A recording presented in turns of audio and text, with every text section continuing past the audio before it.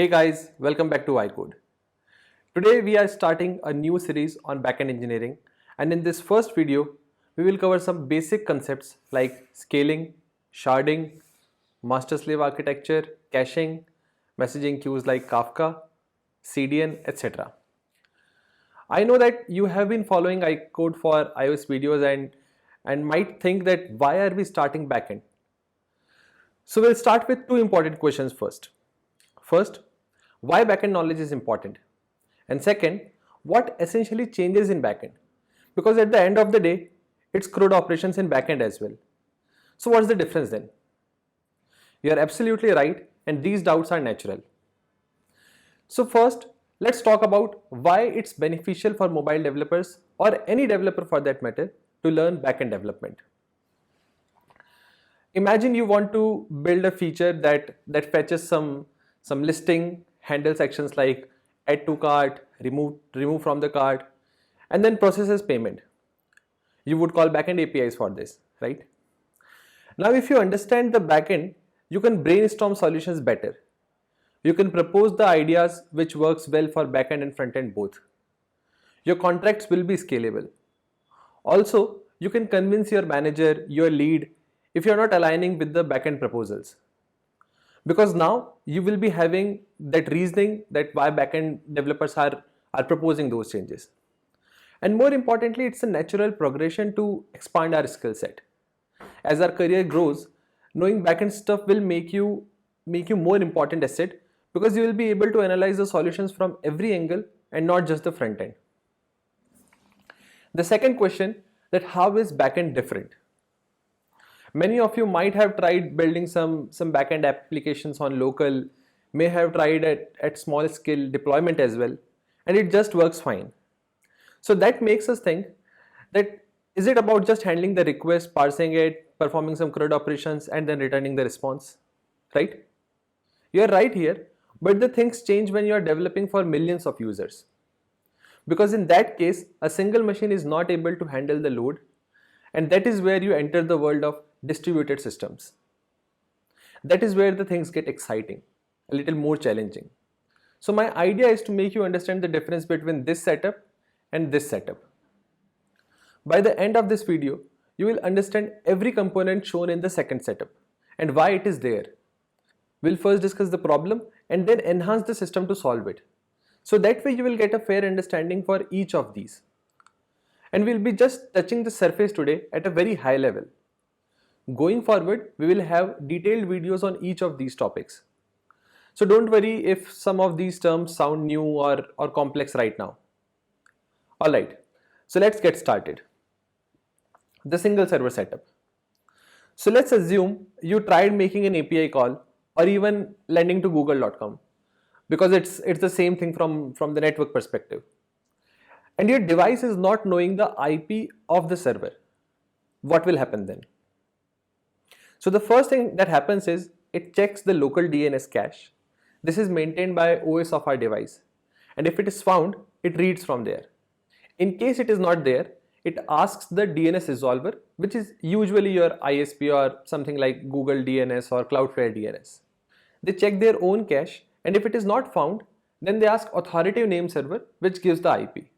Then those resolvers cache it for the next time, and your device uses it to make the API call. And all this happens in milliseconds, and most of the times it is served from the cache. So we don't realize that all of this happened. So now your requests are reaching to your server and it's all going good. But right now, your database also resides in the same server which is handling the requests. Ideally, it should have been separated, and I'll tell you why. So think of this like your app and your database both are involved in heavy operations. They both use CPU, RAM, and the disk. If you put them on the same server, they start fighting for the resources. Your app might slow down when the database is under the load, or the same can happen with the database as well. So from a performance point of view, it's a bad idea. Second, the scalability. Let's say your business grows, you may want to add more app servers to handle that load. But maybe your database doesn't need to scale at the same pace. So keeping them separate will allow you to scale them independently, which is much more efficient. In the single server setup, Security is also a concern. If you have database separate, you can restrict the access more tightly. You can only allow the connections from your app server and restrict everything else. And then comes the availability part. So if your app server crashes or needs restart for any reason, your database keeps running unaffected. So this way, everything won't go down together. So overall, keeping your database on a separate server gives you better performance, better control, and better security. And all these are essential when you're considering a good design of your backend system. Cool. So our database is now separate and the setup looks better.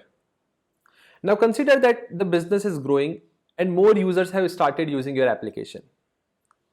With this, your backend needs to handle more load.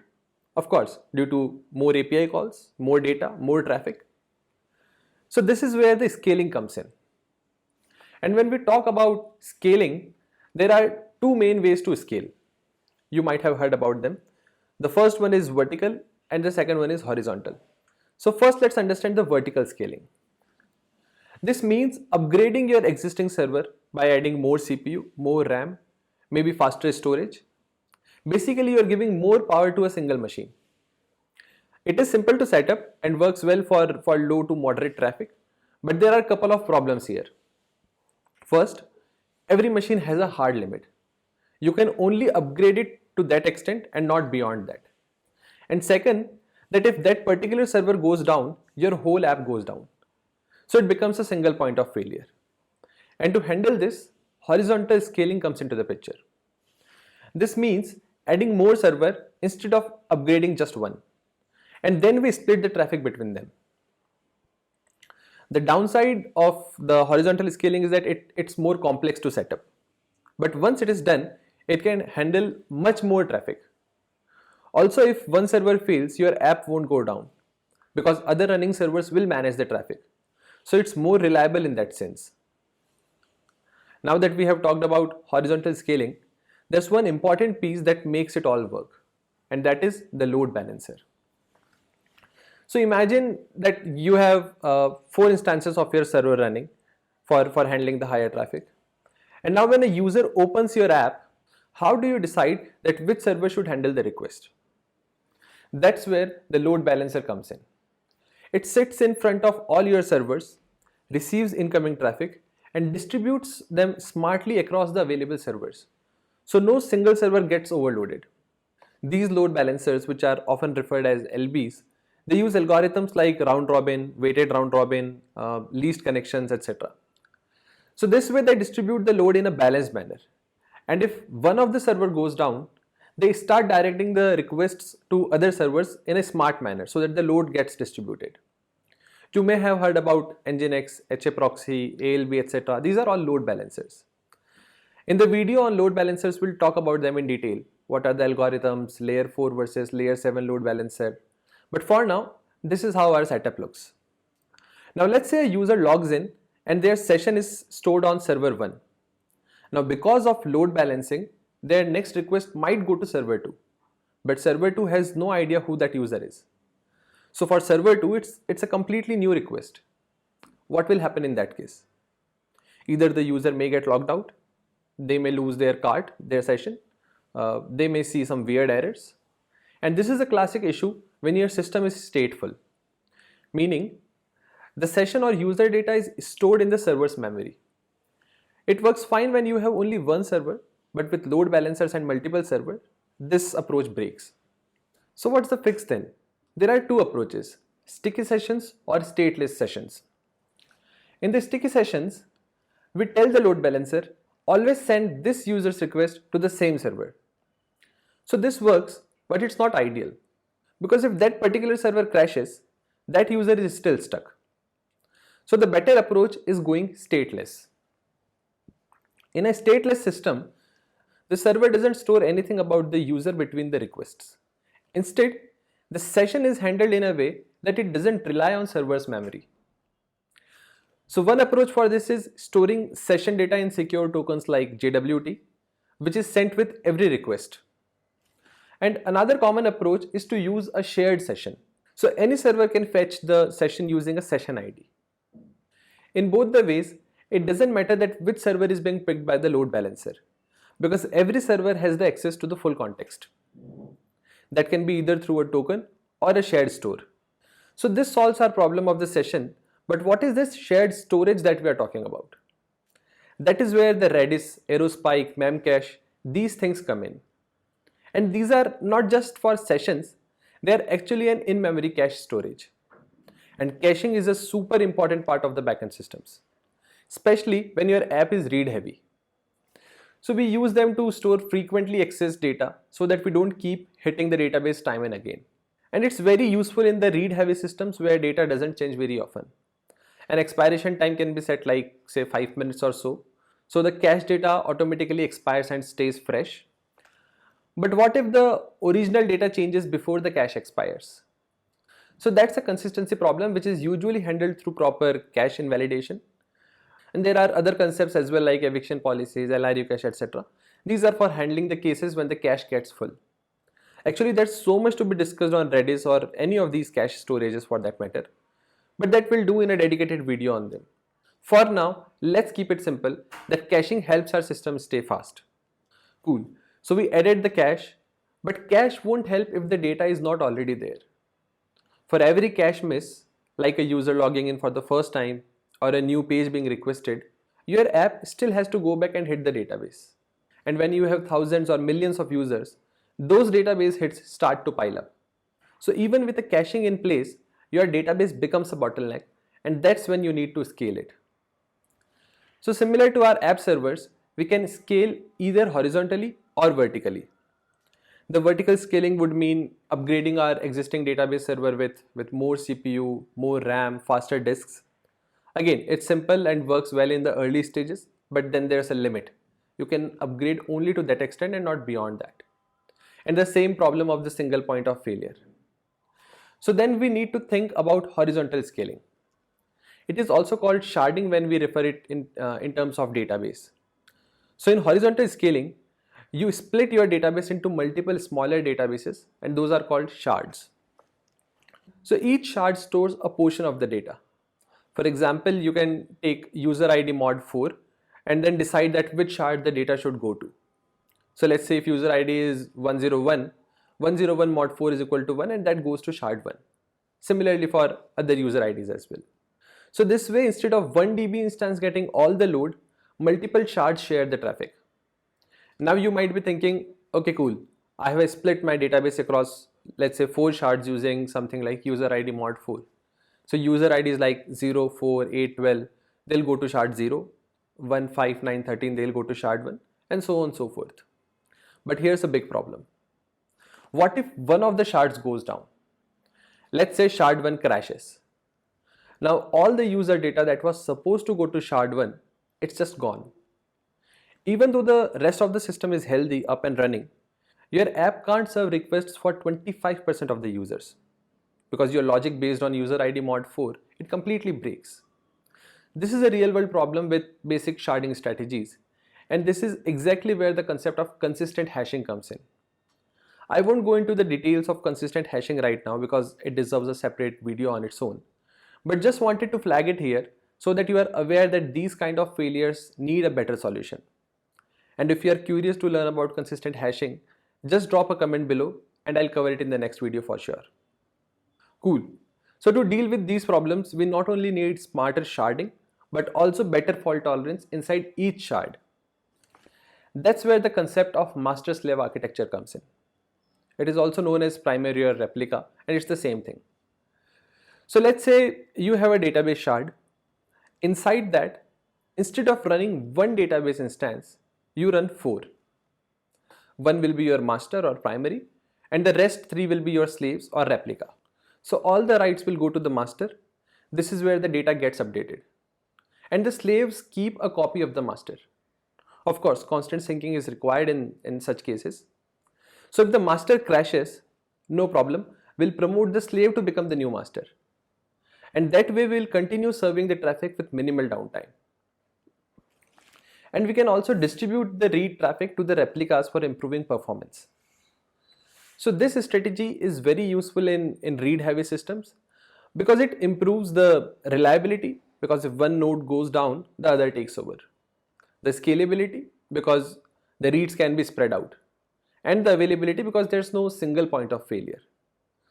So to sum it up, sharding helps us divide the data, but inside each shard, master-slave replication helps the data stay available and reliable.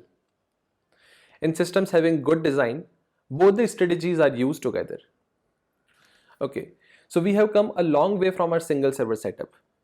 Please stay with me for a few more minutes and we'll cover a couple of more important concepts before we wrap up.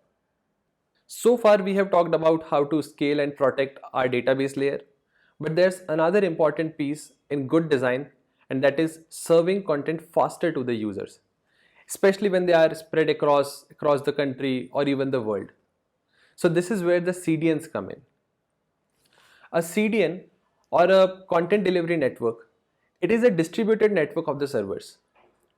These servers are placed at various geographical locations, and when we talk in the context of CDN, these locations are called edge locations. Also the servers are called the edge servers.